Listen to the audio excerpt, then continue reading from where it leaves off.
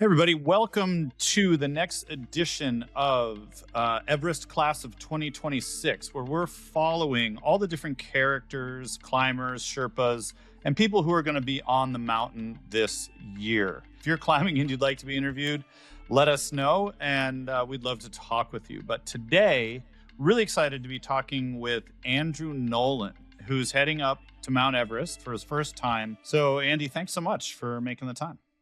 Yeah, no, Ben, it's great. Listen, thanks for reaching out. Yeah. So Andy, tell me a bit about yourself. Where are you, and how'd you end up signing up for an Everest expedition this year? Yeah, so I'm based in Ireland. I'm from the south of Ireland, a place called Cork, and I guess why Everest this year? I started this 7 Summits journey back in 2018, and I guess I've no background in mountaineering. 2018, my first kind of proper mountain was Kilimanjaro, and it was actually my first time in a tent. which was kind of a rude awakening at the time. So it was like I'd never done traveling when I was kind of younger and stuff, and I kind of it was a little bit of a chip on my shoulder, and I just saw this opportunity to try something different. And at the time, we were trying to raise a couple of quid for charity, myself and a buddy of mine, and we just said we'd do it. We'd try something different, just kind of push our boundaries and stuff. And I suppose that journey that started in 2018 just kind of really got out of control then over the next couple of years in terms of the other 5 summits, and I'm really lucky to have 6 of the 7 done, and I guess the natural progression was I kind of bit the bullet, and I kind of said, right, it's time to try Everest. Each time I kind of ticked one off, it was kind of like the maths got simpler, 4 out of 7, 5 out of 7, 6 out of 7, and then it's just personal choice. You're either going to do it or you're not going to do it, and you kind of got to put up or shut up. So I just said, feck it, just do it. After that first night that you spent in the tent, and after the first Kilimanjaro summit, what changed in your life? What changed that set you on this path now to climb Everest, which is a really extreme thing to do? Yeah, like I guess Kilimanjaro, I didn't know what the 7 summits were, so Kilimanjaro was kind of a one-time gig, and it's kind of like I really enjoyed the experience, and I remember summit night in particular. I just felt like I was like, it was just electric. It was just a really, really good experience. And I suppose when I came down off it, it was kind of like, after these kind of trips, you probably know yourself, there's a bit of an anticlimax, there's a bit of a lull. And it was kind of like, Jesus Christ, how am I going to replicate this buzz? Yeah. And then I just, I guess at the point at which I looked at, the possibility of 7 summits and what would the next natural progression be where I'm based in Ireland. And the European peak came up, in the Elbrus, and the opportunity to travel to Russia. And I think at that point when I signed up for that, I kind of realized that, this 7 summits thing was a thing. I never thought in a million years I suppose I have the drive or maybe ambition to complete it. But one by one, just kind of signed up for them and stuff. And it just, like I said, it got out of hand. And suddenly it's like Everest in a couple of weeks. Yeah, it's about to be very real for you. How long? Yeah. Tell me a bit about your training and how have you been preparing for this? For Everest, I suppose I'm training I'm probably training maybe 5-6 times a week. And even, I suppose the days I'm not doing anything, I still try and get out for a walk, during work and stuff like that. So I suppose it's a balancing act for training, so it's working, it's work-life balance and trying to fit in training. So it's gym sessions, it's, the weekends, I'm kind of hitting the hills and stuff with a bit of weight in the back. The gym is kind of strength training, and I'm trying to do the cardio kind of hit side of it inside the gym as well, just to kind of really kind of push the lungs and stuff.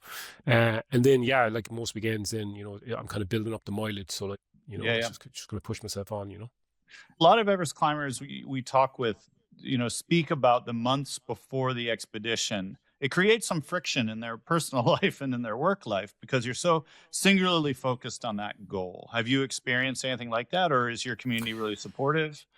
Yeah, the community's it's pretty supportive. Like definitely the last couple of weeks, it's kind of like I know it's kind of whatever, maybe 2 months out, and it's just like so like I'm working 3 jobs, because obviously the finances of Everest and stuff like that. So I'm trying to balance everything and trying to do training.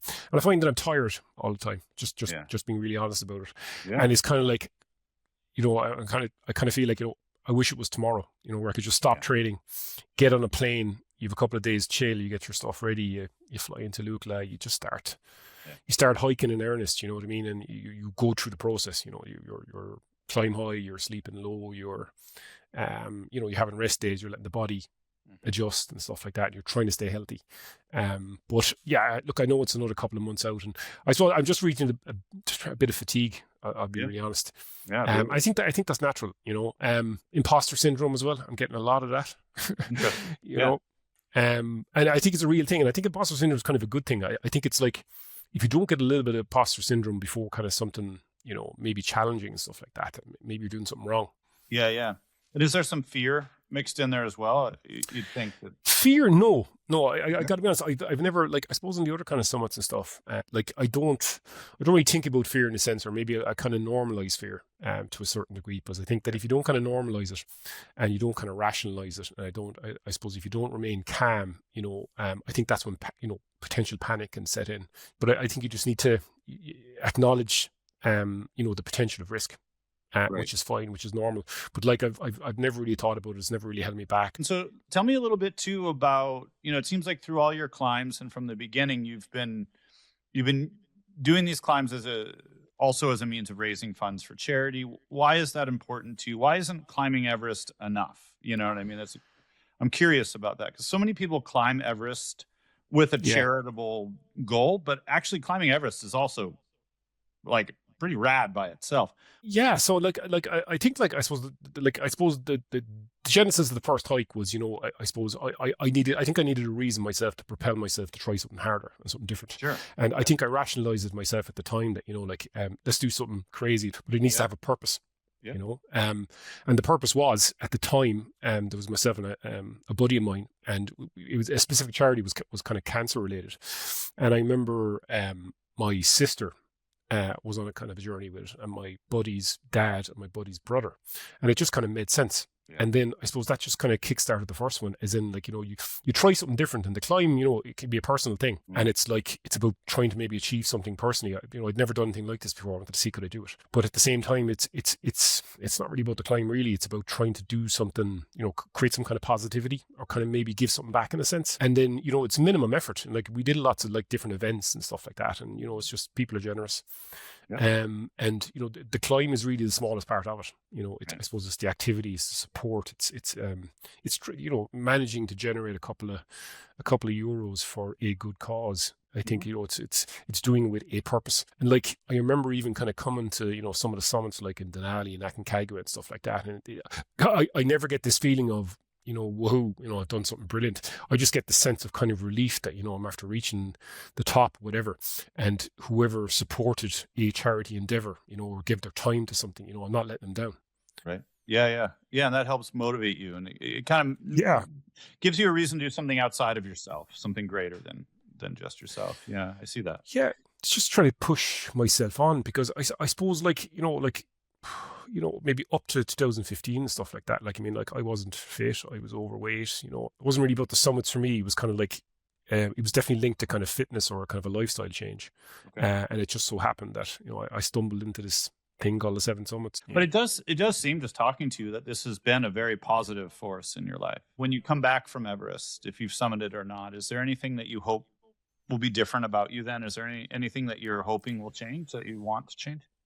Do we think, like, I'm just thinking back at the other peaks, like, did anything change fundamentally when I came back? Probably not. Like the reality of, like, like, I used to run marathons and stuff like that, and even in the mountains, like, I'll probably, like, hopefully I can get up it, hopefully I can do it. And when I get down, I'm probably just going to forget about it and think about something else. I'm going to try something else. That's kind of my mindset on it. Like, so, like, I have this, if I'm lucky enough to get up and down it, it's the BAS list, I might just have a quick look at the Mesner list and just kind of tap out on Europe and carts and just maybe get it done, Yeah, absolutely. Oh, that's great. So if our viewers and people want to support you and your charity, tell us a bit about the charity that you're raising funds for and how how people can play a part. We're going to work with 3 charities over the few climbs and stuff. And the first one was the Irish Cancer Society. Second one was it was a children's hospice in Dublin called Laura Lynn. And then the next one is kind of closer to home. It's the Children's Grief Centre. It's not far from where I work and live, and it's kind of a smaller charity. It doesn't have a huge amount of funding, and it kind of provides counselling and grievance services to, like, kids age 4 to 18 who are kind of going through difficult periods in their life and stuff like that, and they do Yeah. some really good work. I remember, like, I'm working with them a couple of years now, and they called in, and it's just like the facility's great, and you can tell that they're, you know, they're slightly underfunded and stuff, and it's like the other two charities I work with were kind of larger entities, so it just kind of made sense to me, something closer to home, and any small amount of money that's raised, you know, it is, I know it's going towards a great cause, you know. Yeah, beautiful. Oh, that's great, Andy. I would love to keep talking to you and throwing hard questions at you about the meaning of life and climbing and all that, but we're going to save some of that for Kathmandu. Really appreciate you taking the time to talk with us, and good luck with, thanks, man. with the training, and, you know, enjoy the journey as you can. And we'll touch base again in Kathmandu and see how you're feeling before you get on that plane to Lukla. Yeah, looking forward to it. Thanks. Yeah, likewise. Thanks so much, Andy. Cheers.